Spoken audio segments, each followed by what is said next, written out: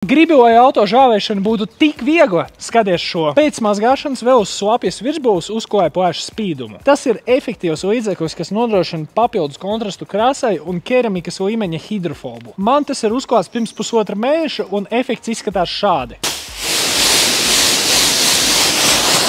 Noturība 2 līdz 3 mēneši, pats galvenais ir kārtīgi attīrīt virsbūvi. Kad spīdums ir uzklāts uz slapjas virsbūves, pats galvenais ir ļoti rūpīgi noskalot, neļaujot izžūt, lai aktivizētu hidrofobo efektu un izlīdzinātu līdzekli pa virsbūvi. Un tad viss, kas tev atliek, paņem plēšu žāvēšanas dvielu, pārbrauc pāri virsbūvei un tā ir sausa. Plēšu spīdums, papildus kontrasts lakai un hidrofobs efekts, tā it kā tavu mašīnu būtu bezmaz vai alerģiski pret ūdeni. Nekas nav, ne jāieberš, ne jāiepolē. Vienkārši uzklāj un ļoti rūpīgi noskalo. Komplektā ietilpst ļoti maigs mikrošķiedru cimdiņš, lai droši un efektīvi attīrītu virsbūvu pirms spīduma uzklāšanas un mūsu bestselleris plēšu žāvēšanas dvieles, lai kārtīgi nožāvētu virsbūvi. Tas neļauj veidoties ūdens traipiem, kā šeit, kur ūdens ir izgarojis un atstājis minerālus un putekļus uz virsbūves.